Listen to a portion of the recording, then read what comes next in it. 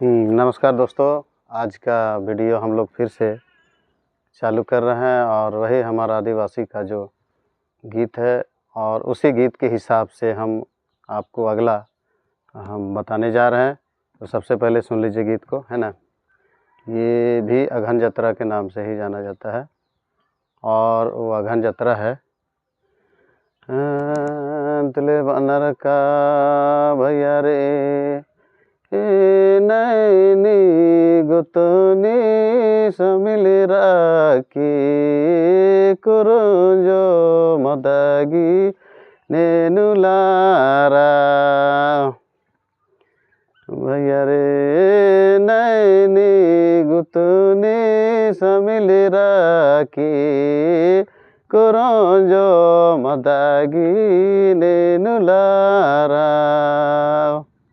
इस गीत में इस तरह का बात जो बतलाता है वो है कि जो भी हमारा परिवार है और उस परिवार में आपस में मिलजुल के रहना है।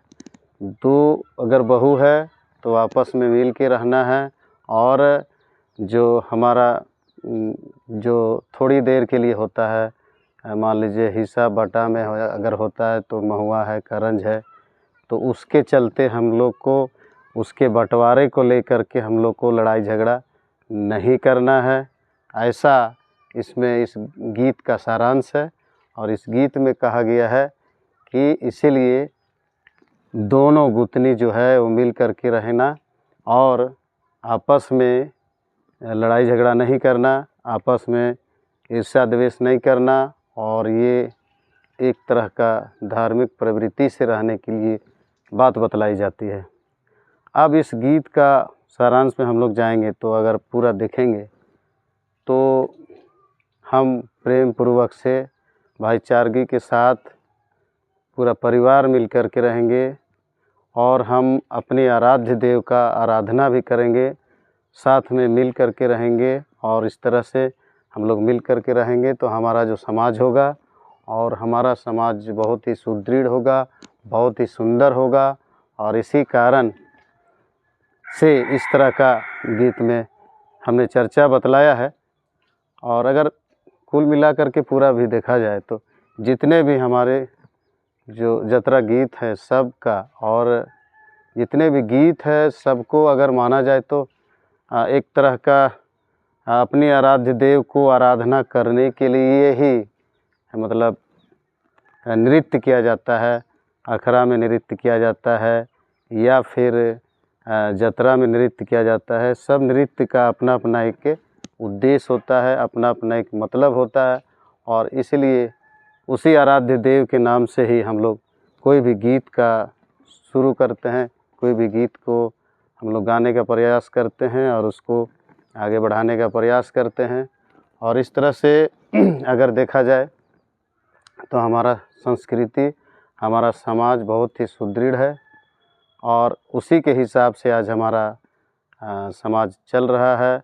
बहुत सारे समाज में कुछ कुरीतियाँ भी आ गई है और कुरीतियाँ को छोड़ करके हम लोग को अपने समाज के हिसाब से हमारा जो आदि धर्म है उसके हिसाब से हम उस पर विश्वास करें और उसके आराध्य देव के हिसाब से हम लोग चले, उस पर चले और हम मानव के साथ एक एकजुटता बना करके अपने परिचय दें और इस तरह से हम जहाँ भी जाएं अपनी संस्कृति, अपनी समाज को बचाते हुए चलें।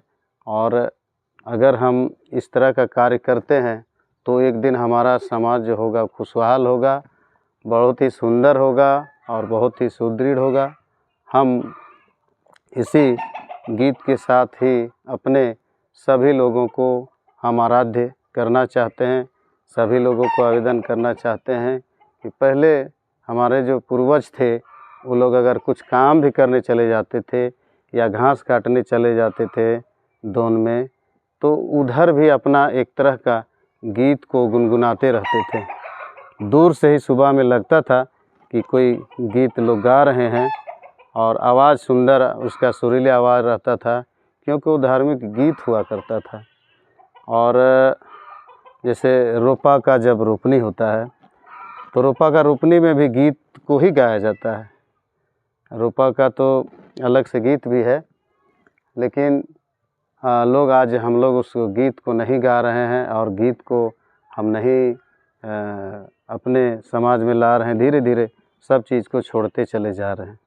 और इस तरह से जैसे हमारा और जिस तरह का सीज़न होता है उसके हिसाब से हमारा जितने भी पर्व और त्यौहार होते हैं और जितने भी पर्व और त्यौहार होते हैं सबका अपना अपना रीति रिवाज के हिसाब से या फिर मौसम के हिसाब से सभी हमारा जो आराध्य करने का, देवी देवता को आराध्य करने का हमारा जो गीत बना हुआ है उसी को हम लोग गाते हैं। जैसे पहले कहा जाता था कि जो हमारा करम गीत होता है, करम गीत को जब करम पार हो जाता है तो उसको नहीं गाना है।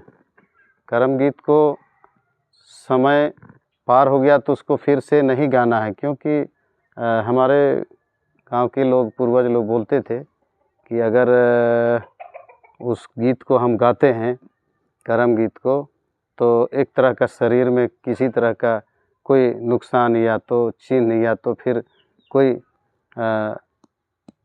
एक घाव जैसा कोई चीज़ निकलता था। और इसीलिए लोग कहते थे कि उस गीत को हम लोग को नहीं गाना है, क्योंकि वो समय के हिसाब से ही गाया जाता है, ऐसे दिन में नहीं गाया जाता। क्योंकि आराध्य देव का जब समय चला गया तो हम उस गीत को अंदाजी हम ऐसी समय में हम नहीं गा सकते हैं।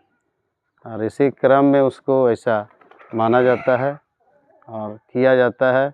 और जो अखड़ा में हम लोग खेलते हैं तो वो आराध्य देव का अपना आराधना होता है।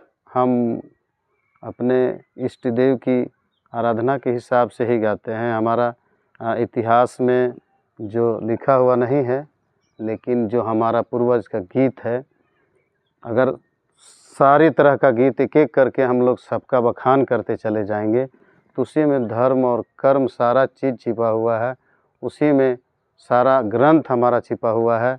और हम आज उस ग्रंथ को छोड़ करके हम नई दुनिया में चले आ गए हैं।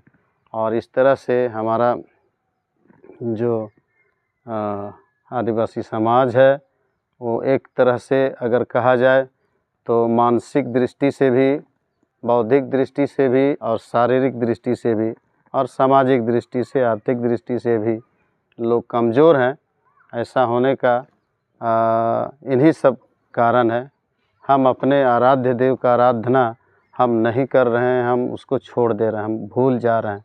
बहुत सारे ऐसे अनेक चार है जिसको लोग आज नहीं करते हैं। जैसे पहले एक लोग खावड़ो जाया करता था।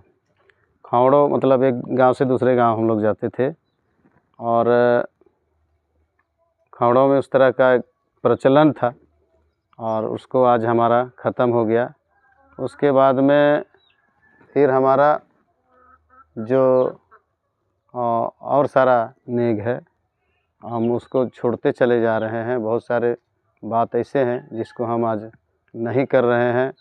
और जैसे भैय्यादी का बात है तो भैय्यादी वाला भी हम कहीं कहीं छोड़ चुके हैं, कहीं कहीं लोग आज भी कर रहे हैं। भैय्यादी अपना भैय्यादी गांव का होता था और भैय्यादी गांव में अपना जो संगी जिसको बोला जाता है, दोस्ती जिसको हम लोग कहते हैं, दोनों एक दूसरे से जैसे अगला गांव में जो भी जतरा लगता था तो उस दिन इन लोग को बुला लिया जाता था। फिर इसके यहाँ अगर जतरा लगता था उन लोगों को बुला लिया जाता था, सबको स्वागत बढ़िया से किया जाता था। अखड़ा में सबको बैठा दिया जाता है। बैठाने के बाद में वहाँ से पहान और मुड़ा ऑर्डर करेंगे, सूचना करेंगे कि हमारा जो संगी है उसको चुन चुन करके ले जाते थे लोग, अपना एक घर ले जाते थे। और इस तरह से हमारा जो विधि विधान था वो हम लोग करते चले जा रहे थे। और आज हम धीरे धीरे सबको भूलने का कोशिश कर रहे हैं। ये हम लोग को नहीं करना है, इसको हम लोग को प्रयास करना है, जारी रखना है। और हम आज हम अपनी वीडियो में इतना ही कहेंगे। नमस्कार, जोहार, जय झारखंड।